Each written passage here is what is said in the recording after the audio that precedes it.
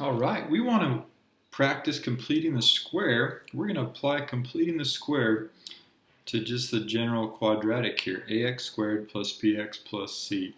So I gave you a little hint. I hope you've tried this.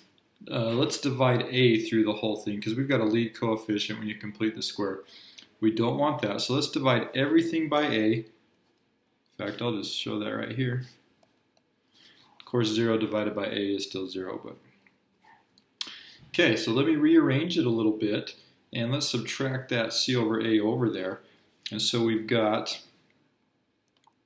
x squared plus b over a times x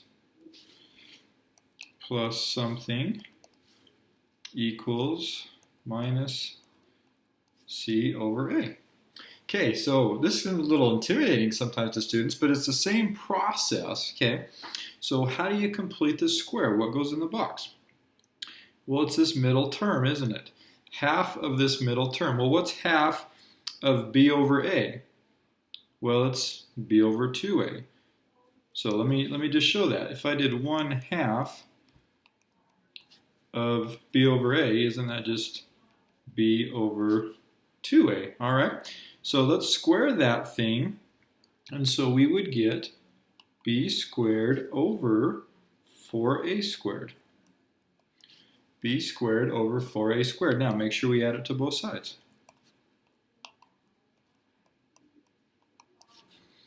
Okay, good. See how we're doing the same thing? It's just a bunch of letters, a bunch of variables, so it feels more intimidating, but it's the same process. So this is a perfect square now.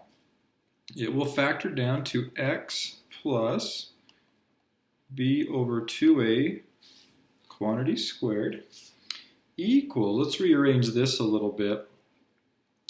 In fact, let me just come up here and do this part. Let's get a common denominator so I could combine this into a single expression. Well, common denominator would be 4a squared. So I'd have to multiply this by 4a over 4a. And so this side becomes b squared minus 4ac all over 4a squared. See how I did that? So I had to multiply 4a over 4a to get a common denominator. So here's where we're at. b squared minus 4ac over 4a squared. Now, this b squared minus 4ac might be ringing a bell for you. Let's keep going. So now we take the square root of both sides to get rid of this guy. Remember our goal here, we want to get x all by itself. So we square root both sides.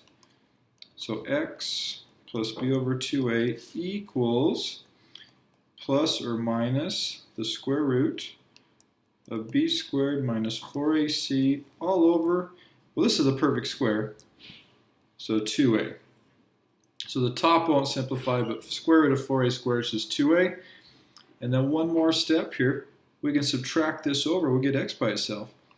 X equals negative b plus or minus the square root b squared minus 4ac all over 2a. Hopefully that looks really familiar.